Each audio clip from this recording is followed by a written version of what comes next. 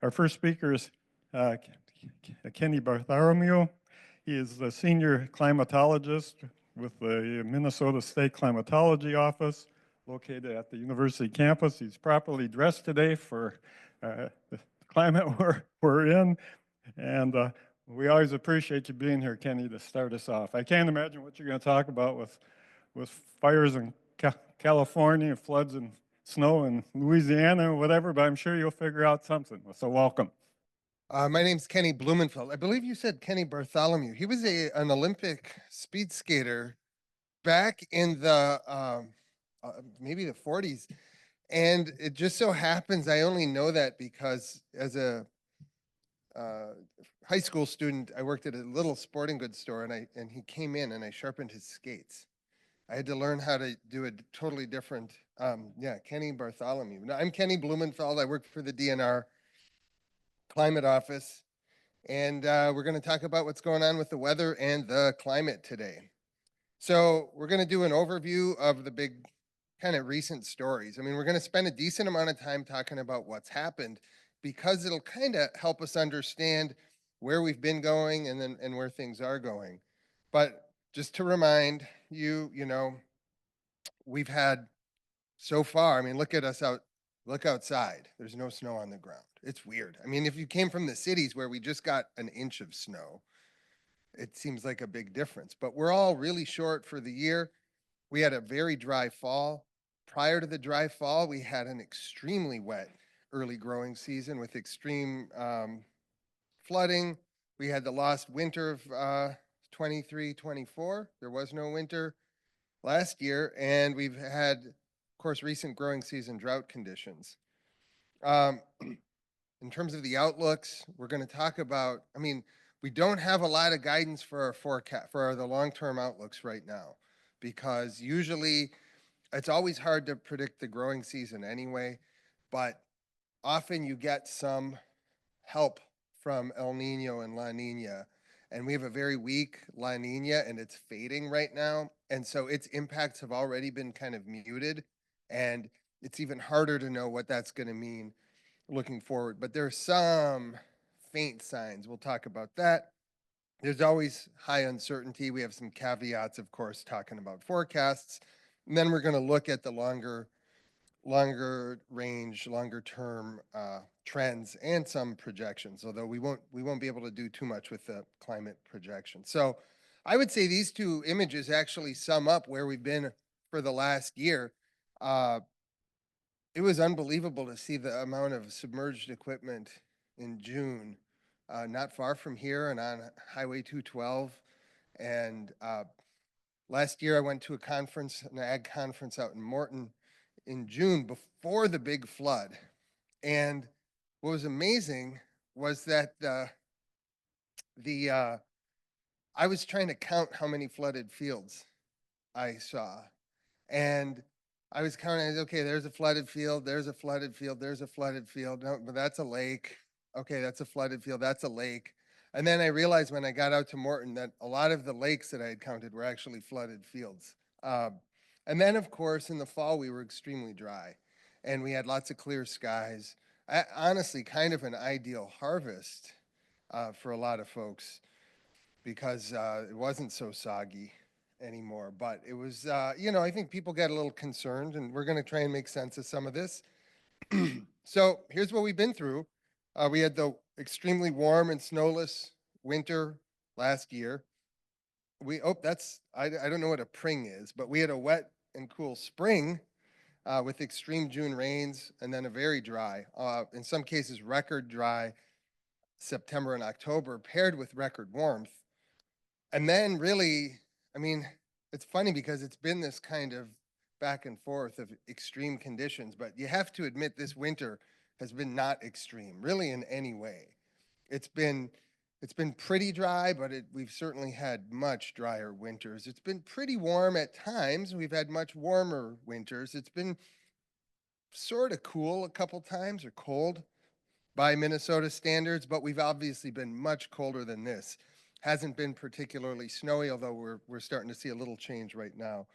And then the official outlooks, just to kind of give you a heads up, they have a little bit of a La Nina tinge to them right now. So February, for example, is forecast to be a little bit cool and a little bit wet by the Climate Prediction Center. By the time you get into the early growing season, so March through May, we don't have any guidance.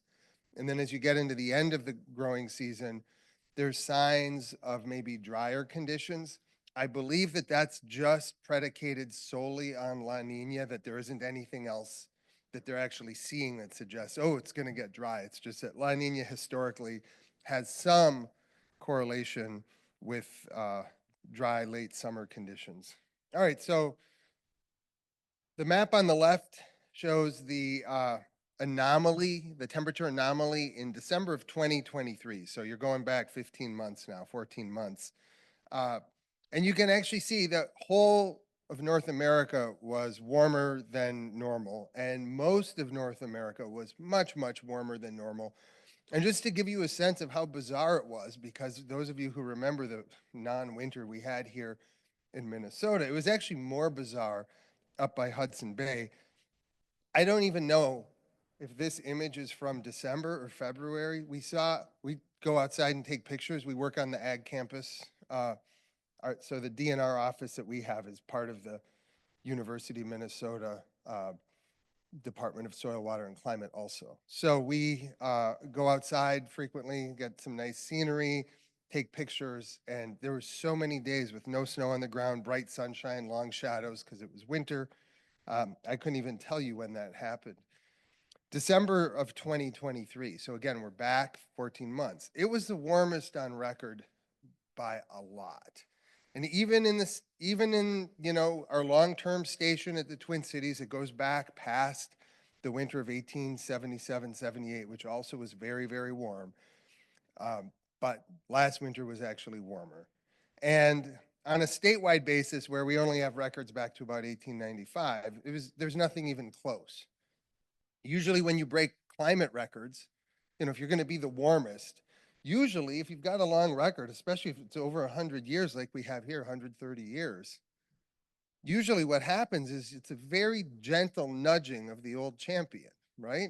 Because there's so many other extremes that have occurred.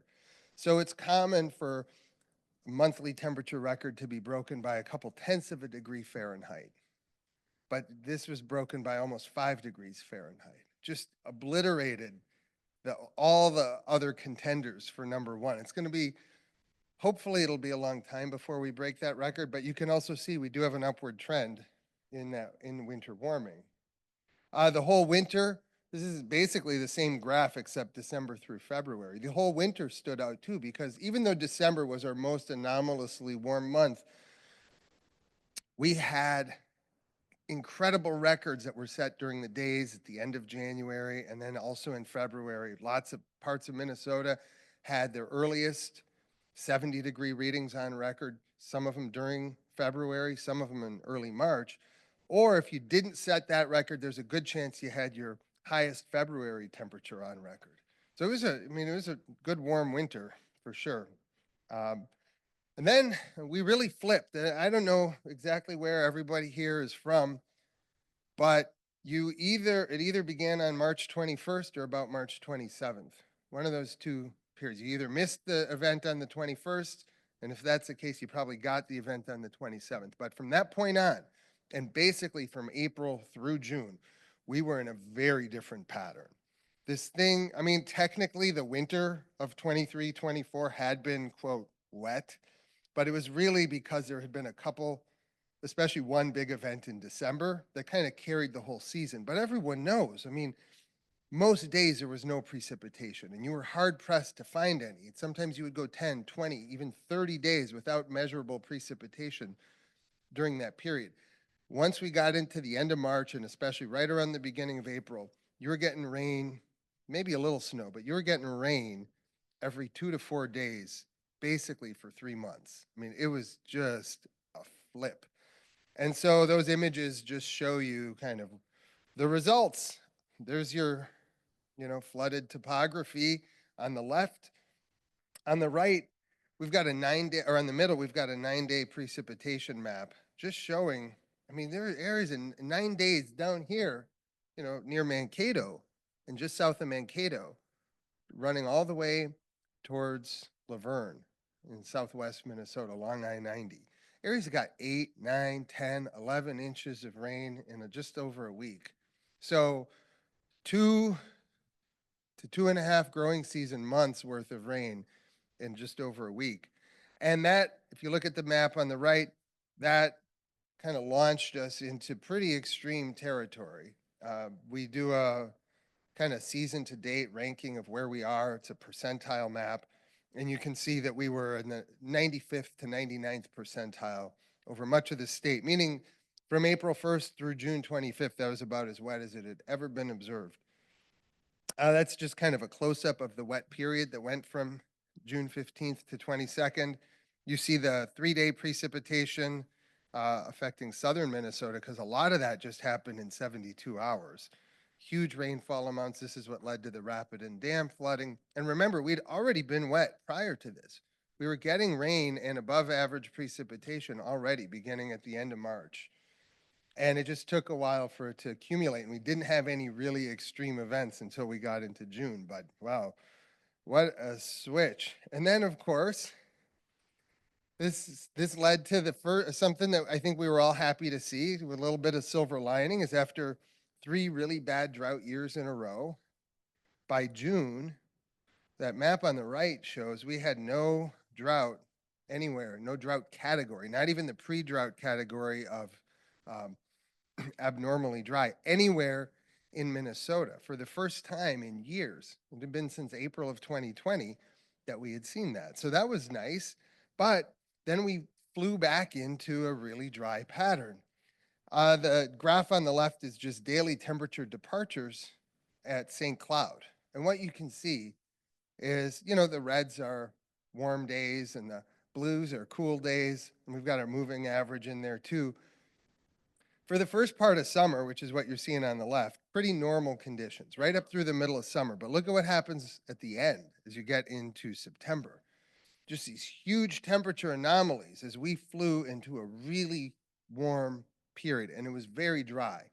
And of course, now you don't have much evapotranspiration, if any. So you're evaporating water off of available resources pretty quickly. There's nothing coming off of the plants anymore, so the air's not particularly humid, so it's dry, so we're able to lose water quickly. I know it's kind of counterintuitive. He said there's not much evapotranspiration, but there's lots of evaporation. Yes. Yeah, because there's a huge deficit between what's in the air and what could be in the air as you get into fall. So we dropped quickly. The map on the right is actually showing you the degradation of the drought monitor categories. It's not your typical drought monitor map, although it uses similar colors.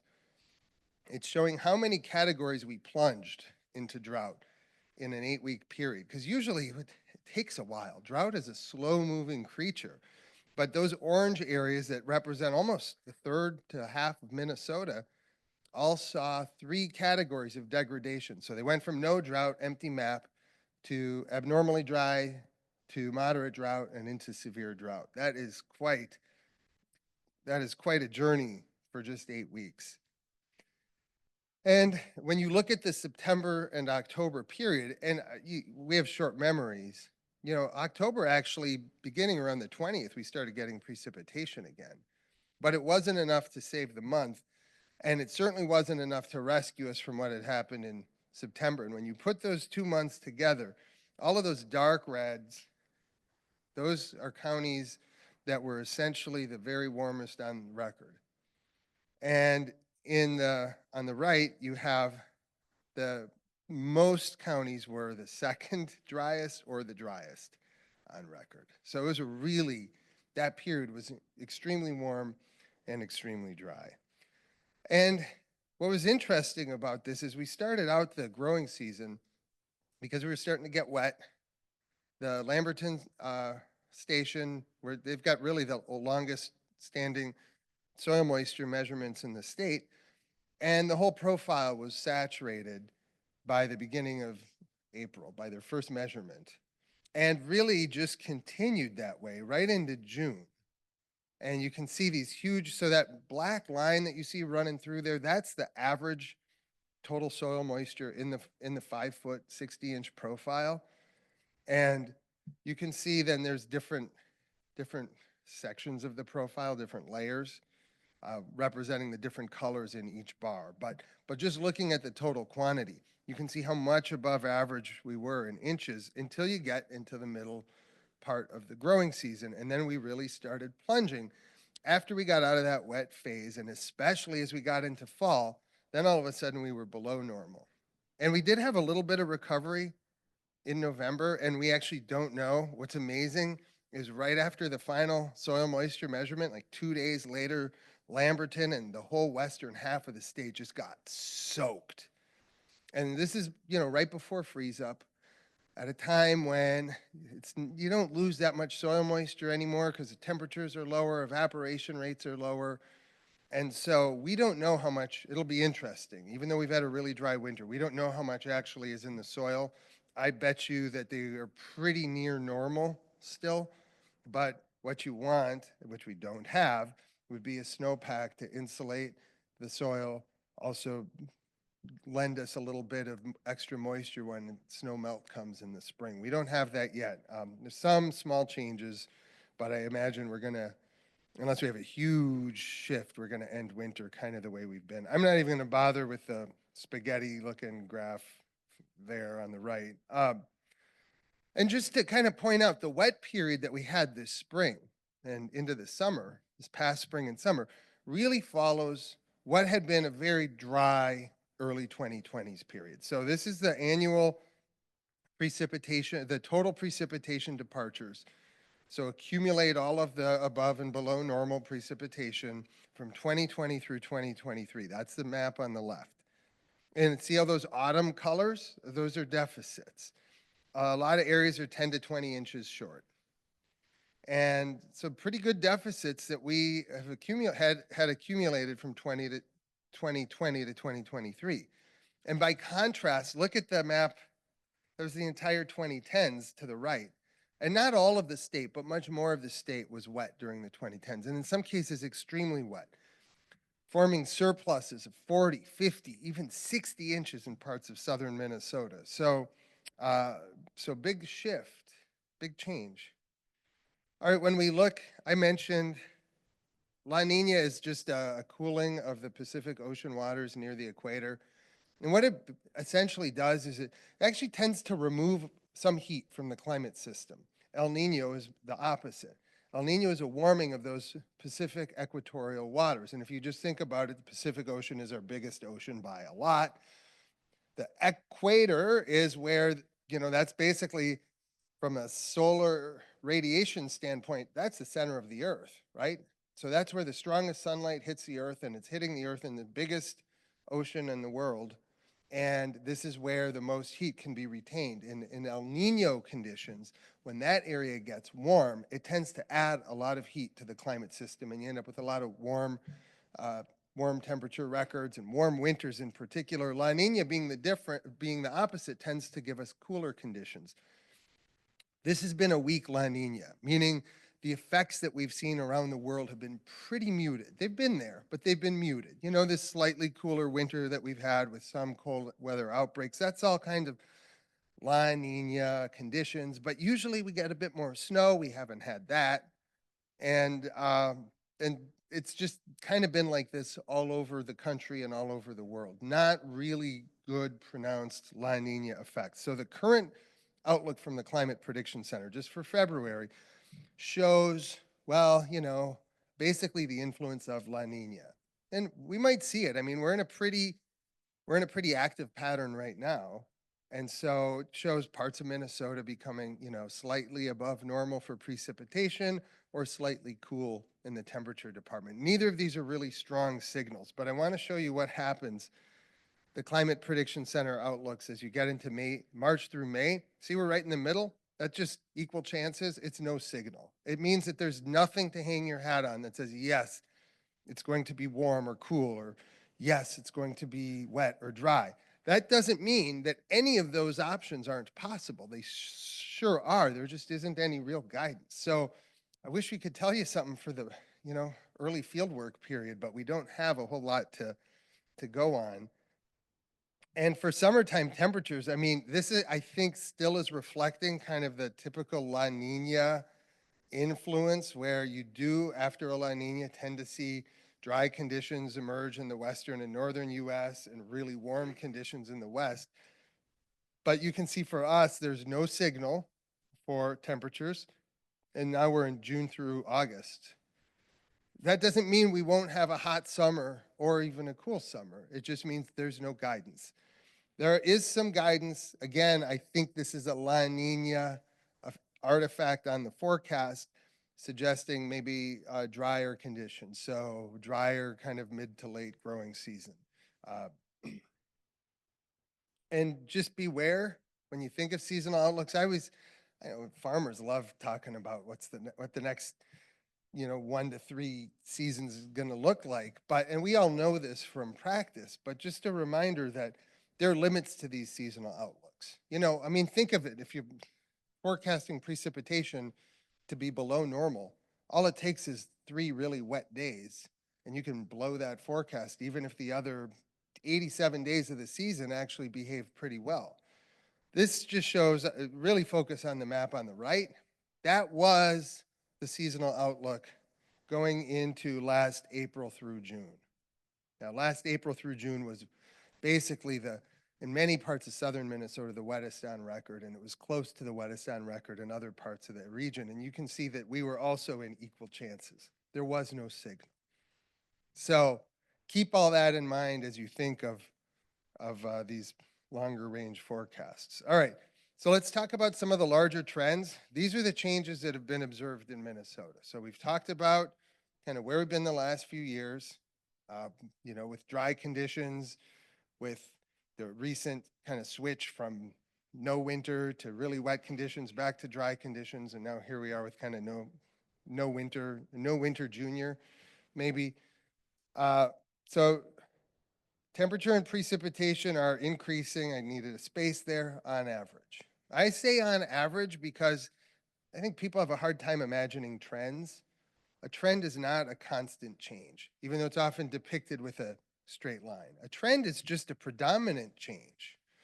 It's a change in the predominant behavior of whatever variable you're assessing. It might just mean 6 out of 10, right? So we have a trend towards warmer conditions. It does not mean that every year is warmer. Trend towards wetter conditions does not mean every year is wetter. In fact, we know Minnesota's climate goes up and down, fairly bouncy. So on average, though, warmer and wetter conditions. We've had more downpours, more damaging rains, and again, on average. So obviously in our dry years, we didn't have as many of them.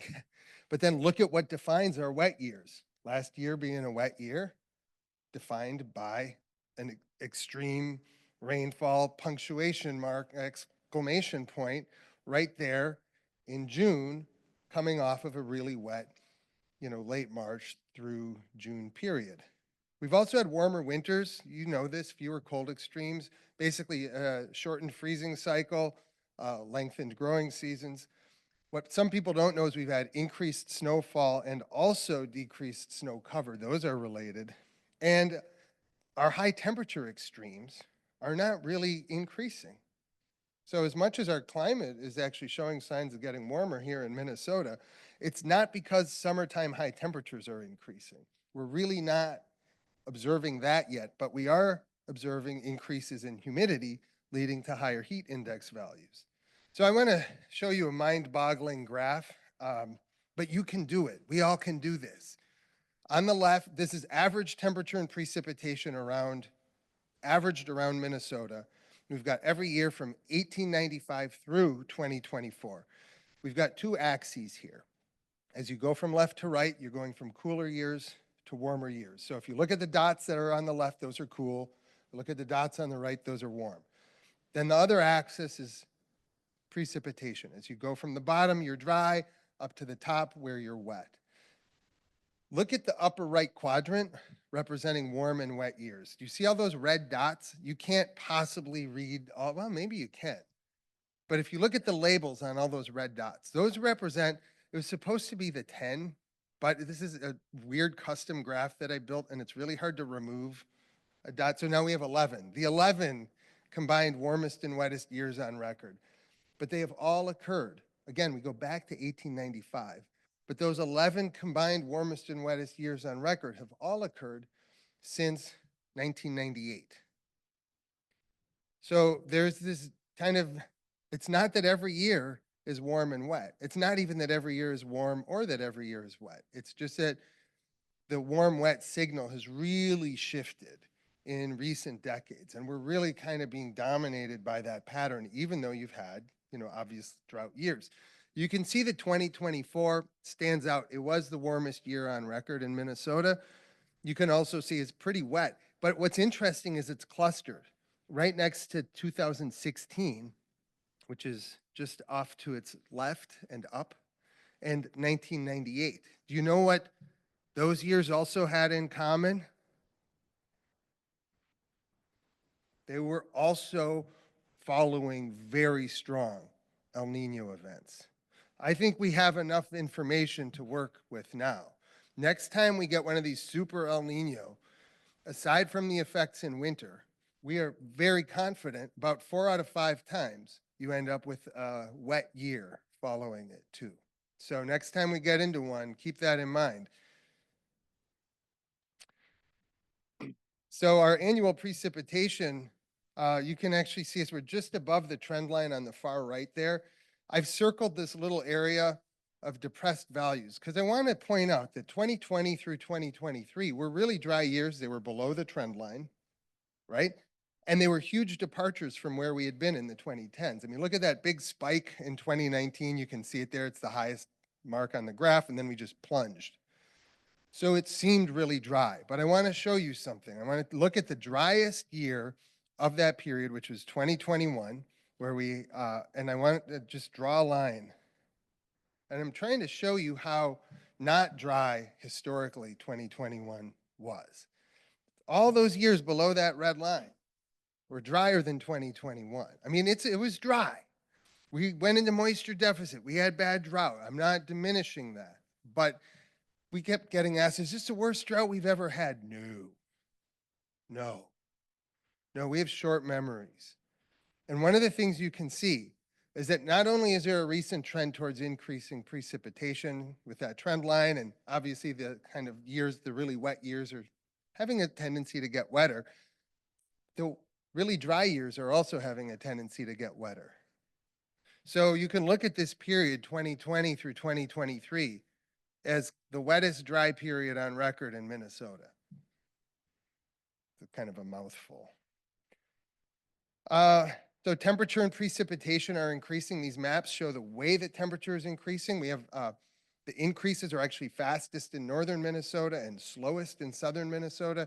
And then you just have annual temperatures on the left, wintertime low temperatures, which are increasing the fastest. That's December through February, overnight low temperatures averaged through that 3-month period. Those have the fastest increase. And then summertime high temperatures, June through August, have the slowest increase and are actually showing a slight, statistically not significant decrease in southern Minnesota. This is just to say it's really, we're getting warm at the coldest times of the year. That's where we're seeing the most warming. And then the heaviest precipitation in the state, thank you, Bruce, is not showing a constant increase, but we are starting to see events that are, if you look at the top of that graph on the right, that are exceeding previous high precipitation benchmarks, becoming more extreme. If you just want to know, again, here's what a warmer winter looks like on the left, and that's what extreme rainfall looks like on the right. I think you know it. Some people don't like staring at graphs and maps, so I like to show an example of what this looks like in your life. The projections show that more heavy precipitation would be expected too.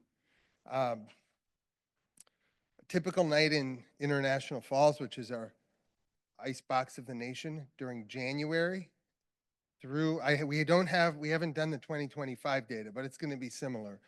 The average overnight low temperature in January is now 11 or so degrees warmer than it was just 6 decades ago.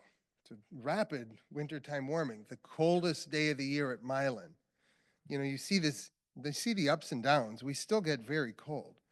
But if you look at some of those recent dips on the right side of that graph, you'll see that if you just look left from those, they used to be much more common. What we now think of as really cold used to be more common. What we used to think of as really cold hardly happens, if at all, anymore. The first and last frosts of the season, essentially, are moving closer to each other, right? So they're the first freeze of fall is coming later, 6 to 9 days at Milan, which is a really good rural station. I mean, phenomenal station. It's one of the best in the country. And then the final freeze of spring is coming 10 to 15 days earlier. So you put it together, you've lost maybe 2-3 weeks of that freeze season. Your plant hardiness zones, what this means is we've got less zone 3, more zone 5 creeping in. Meanwhile, because we have more moisture available to us, our snowfall, even though our winters are getting warmer, snowfall and our heavy snowfall are increasing. The red line, so the bars show the number of days with 4 inches of snow or more per 5-year period or per year per 5-year period in each of our major climate stations. And then the red line is the statewide average temperature from November through April. So you see that the temperatures are going up as the heavy snowfall is increasing. Right? We haven't gotten to the point where our winters are so warm that we're not getting heavy snowfall or snowfall. And at Duluth, I mean, I don't like to fit a trend line through a bar graph, but just to show you there's actually a positive and statistically significant trend in seasonal snowfall in Duluth. It's gone up by about 10 inches. And we see similar types of increases proportionally across most of Minnesota. So even though we've had no winter the last couple winters, 2 winters ago, we were setting records all over the state. So, again, our memories are short.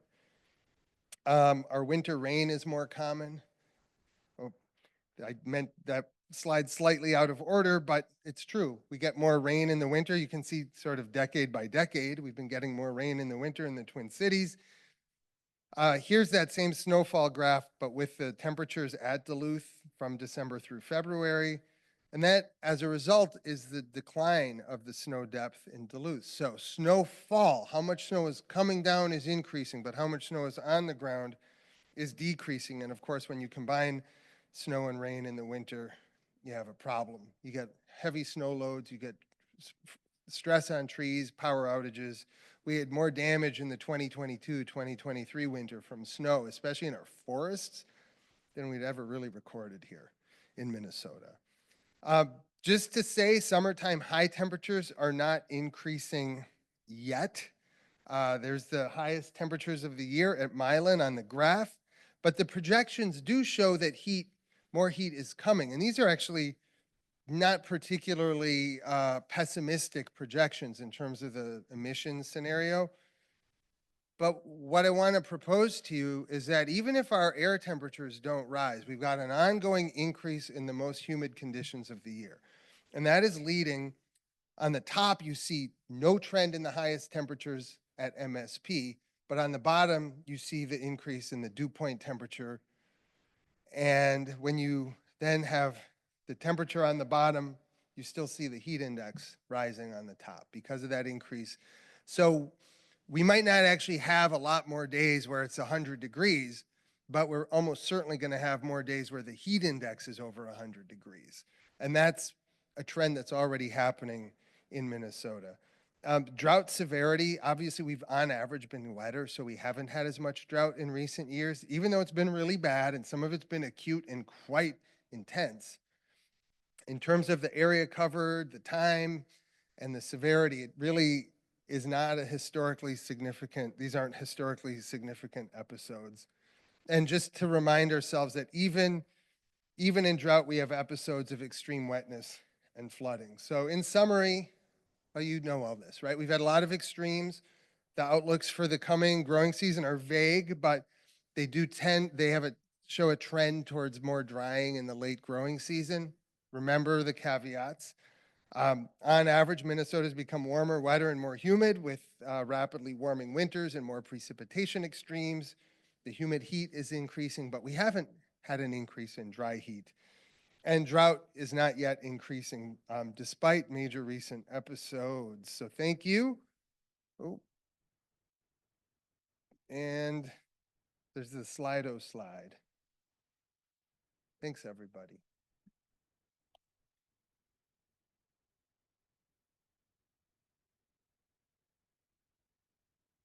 Yes, great question. Do higher snowpack amounts lead to more spring soil moisture? Yeah, actually, the snowpack is really important for hydrology in general. If you think about our streams and our lakes, they are somewhat reliant on an influx of moisture from spring snowmelt into those systems.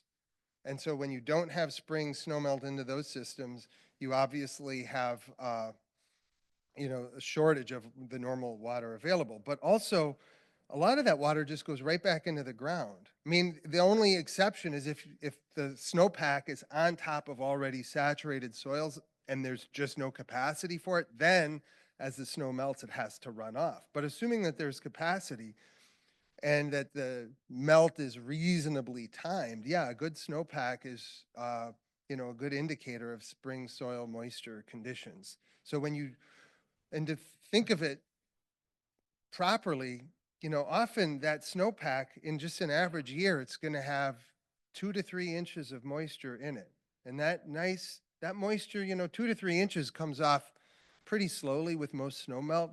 So it's like having a very steady 2 to 3 inch rainfall over a period of weeks. It's often just what the soil needs.